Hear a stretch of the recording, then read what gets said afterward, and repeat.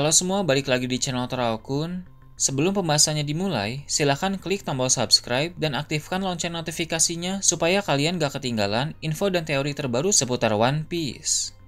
Buat kalian yang mau informasi tambahan soal SBS atau databook, kalian bisa follow Instagram Toraokun. Di sana admin akan memposting soal SBS, databook, dan berbagai teori singkat. Sekarang lanjut ke pembahasan. Melanjutkan cerita dalam chapter yang lalu, cerita dalam chapter kali ini dimulai dengan memperlihatkan keadaan di Pulau Hachinosu. Seperti yang kita tahu, Garp sedang ditahan di markas besar bajak laut Kurohige itu. Setelah dia terkapar dan ditusuk dengan es oleh Kuzan, dia tidak mati, melainkan dipenjara di salah satu sel di Pulau Hachinosu. Saat ini diperlihatkan Garp sudah sadar, walau masih dalam keadaan terluka cukup parah.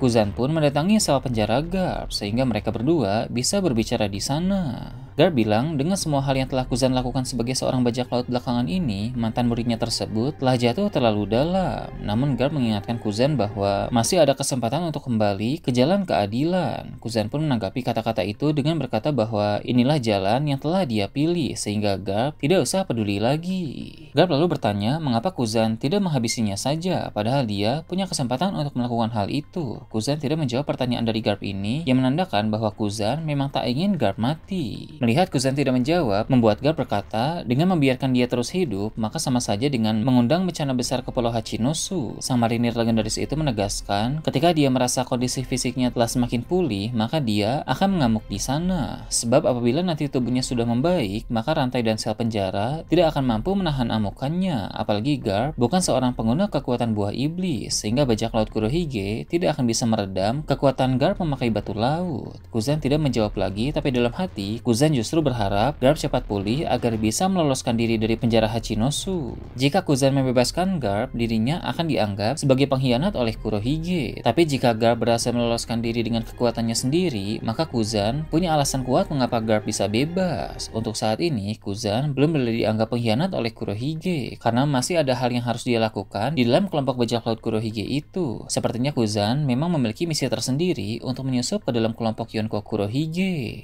Tak cuma itu saja, Garp pun mengingatkan Kuzan bahwa teman-temannya di Angkatan Laut tidak akan tinggal diam bila mereka tahu bahwa Garp masih hidup dan ditahan di Pulau Hachinosu. Garp pun bilang, mungkin bukan hanya Angkatan Laut saja yang akan datang, tapi ada juga pihak lain. Ulah dari bajak laut Kurohige yang menahan Garp di sana bisa memancing kemarahan dari Dragon. Apalagi Garp tahu sebelum ini pasukan revolusi dan bajak laut Kurohige memang sudah punya beberapa masalah. Menurut Garp, Dragon memang tipe orang yang dingin dan terkesan cuek. Mereka berdua juga sudah lama tidak bertemu. Namun Garp tahu terkadang pikiran Dragon sulit ditebak, sehingga dia bisa saja melakukan hal-hal tak terduga dengan datang ke Pulau Hachinosu. Kuzan pun berkata bahwa hal itu sangat mustahil, karena sekarang pasukan revolusi harus fokus terhadap konflik dengan pemerintah dunia. Garp menyeringai dan bilang, pikiran Dragon terkadang sulit ditebak. Maksud Garp adalah orang-orang pasti berpikir bahwa Dragon tak mungkin ikut campur masalah di Pulau Hachinosu, karena sekarang pasukan revolusi sedang sibuk menghadapi pemerintah dunia. Tapi Dragon bisa saja mengambil keputusan yang tidak terduga dan mengejutkan semua orang. Garp bisa bicara seperti ini karena pada masa lalu Dragon memang sering mengambil keputusan-keputusan yang mengejutkan. Setelah itu Garp pun berkata, lagi pula hanya butuh beberapa jam lagi baginya untuk sembuh dari luka-luka yang dia alami. Dan setelah lukanya sembuh, maka bersiaplah untuk pertarungan babak kedua, karena Garp akan menghancurkan sel penjara dan mengamuk lagi di pulau itu. Kuzan malah senang mendengar hal itu, dan dalam hati dia bilang sebaiknya manfaatkan momen itu untuk segera pergi dari Pulau Hachinosu.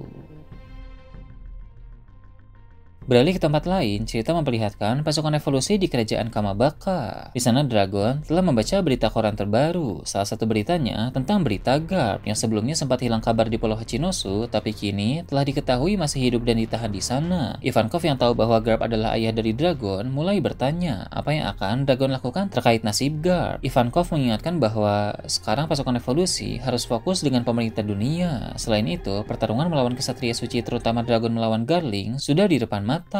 Meski begitu, Ivankov juga bilang dia tidak akan menahan Dragon. Bila Dragon ingin berbuat sesuatu terkait dengan Garp, maka silahkan saja, karena itu adalah urusan keluarga. Dragon tidak menjawab pertanyaan Ivankov, melainkan dia hanya diam dengan ekspresi wajah yang serius. Ini memang hal yang di luar rencana dari Dragon. Dragon sudah merencanakan pertarungannya melawan Garling sejak lama, tapi ketika pertarungan itu sudah di depan mata, dia malah mendapat kabar berita bahwa Garp ditahan di Pulau Hachinosu. Dragon harus berpikir langkah apa yang tepat pada situasi saat ini. Dengan begitu, maka langkah apa yang akan diambil oleh pemimpin pasukan revolusi itu masih menjadi misteri.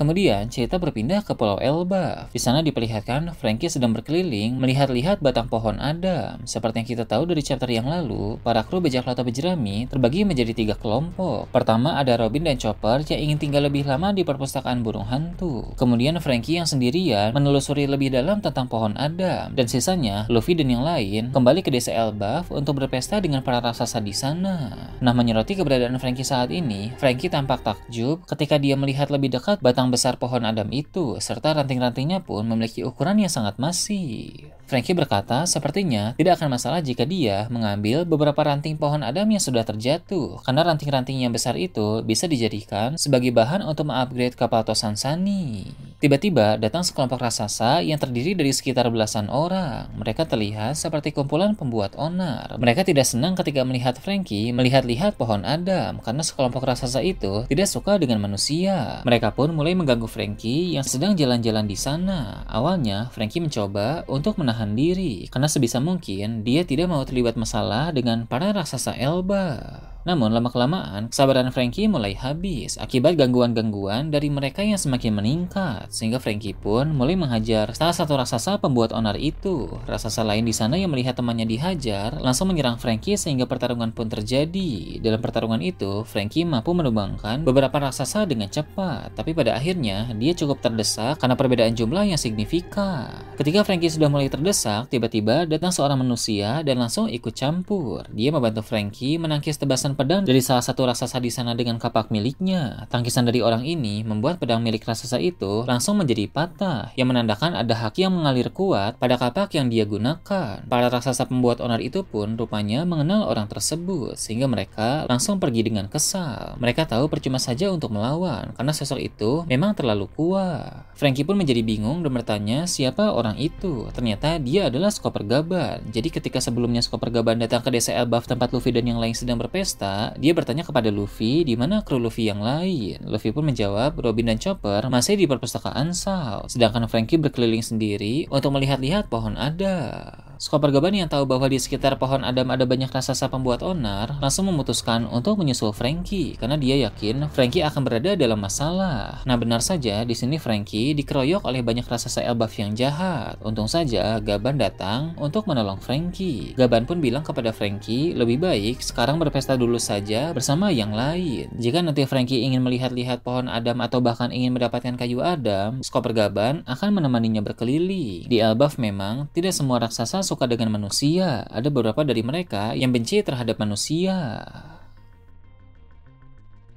Berpindah ke tempat lain memperlihatkan lokasi perpustakaan Elbaf. Di sana kesatria suci wanita sudah datang dan bertarung melawan Robin, Chopper, dan Bonnie. Sao mulai menghubungi para prajurit Elbaf untuk datang membantu, sedangkan Lilith mencoba berkomunikasi dari jarak jauh dengan Vega Panggabungan. Untuk mengingatkan kembali, Vega Panggabungan ini terdiri dari Shaka, Atlas, Edison, dan Pythagora. Setelah insiden Egghead, mereka sekarang telah menjadi satu tubuh dengan 4 pikiran yang berbeda. Lilith pun bertanya kepada Vega Panggabungan apakah ada senjata yang bisa dia gunakan, karena saat ini sedang ada seseorang yang menyerang mereka di perpustakaan Sao. Vega Panggabungan pun bilang dia akan mengirim senjata kepada Lilith melalui udara. Kebetulan lokasi pulau langit artifisial Wideria tidak terlalu jauh dari Elbaf. Vega Panggabungan pun bilang kepada Lilith untuk menunggu di wilayah udara Elbaf sambil terbang. Lilith pun kemudian keluar dari perpustakaan Sao dan terbang menggunakan sepatu terbang miliknya. Dia akan menunggu senjata kiriman dari Vega Panggabungan itu di udara. Sambil menunggu, Lilith pun membahas berbagai hal yang akan dia lakukan di Elbaf. Dia akan membangun laboratorium di pulau tersebut karena negeri Elbaf sangat cocok sebagai lokasi laboratorium yang baru. Di sana jugalah dia akan membangkitkan klon dari tubuh Vegapunk yang asli yang dia bawa dari Pulau Egghead. Seperti yang kita tahu dari beberapa chapter yang lalu, bahwa Lilith membawa tubuh kloni Vegapunk yang persis sama dengan tubuh Vegapunk yang asli. Namun dibutuhkan suatu alat khusus untuk membangkitkan klon asli dari Vegapunk itu. Jadi yang harus dilakukan sekarang adalah membangun laboratorium yang mumpuni terlebih dahulu.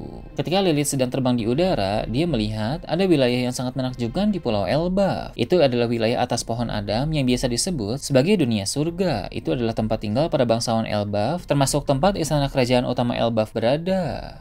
Berpindah ke tempat lain, cerita menampilkan ruangan otoritas di Mary Joyce. Di sana Garling sedang berdiri di hadapan rekan-rekan Gorosei yang lain. Kemudian di lantai tempat Garling berdiri, muncul lingkaran sihir. Tak lama berselang, ada petir hitam menyambar dan Garling langsung menghilang dari sana. Seperti yang kita tahu, lingkaran sihir itu merupakan media untuk teleportasi. Jadi saat ini, Garling sedang berteleportasi menuju ke suatu tempat. Di sini jelas bahwa Garling sudah memulai pergerakan dalam aksi pertamanya setelah menjadi Gorosei baru. Aksi tersebut adalah pertarungan melawan pasukan revolusi terutama Drago. Setelah Garling pergi, Jupiter bilang kepada yang lain bahwa Garling terlihat sangat bersemangat untuk beraksi. Nusjuro menanggapinya dengan berkata bahwa itu tak masalah, asalkan Garling bisa membawa hasil yang memuaskan nanti. Nusjuro juga mengingatkan kepada para Gorosei lain untuk segera bersiap, karena ada pekerjaan yang harus mereka lakukan. Pemerintah dunia memang benar-benar akan sibuk pada situasi saat ini. Nah itu tadi berbagai hal menarik pada chapter 1136. Gimana menurut kalian? Silahkan tulis di kolom komentar di bawah. Oke, segitu aja untuk pembahasan kali ini. Jangan lupa like, share, dan subscribe untuk video menarik selanjutnya. Gue Tora Okun, Shambles.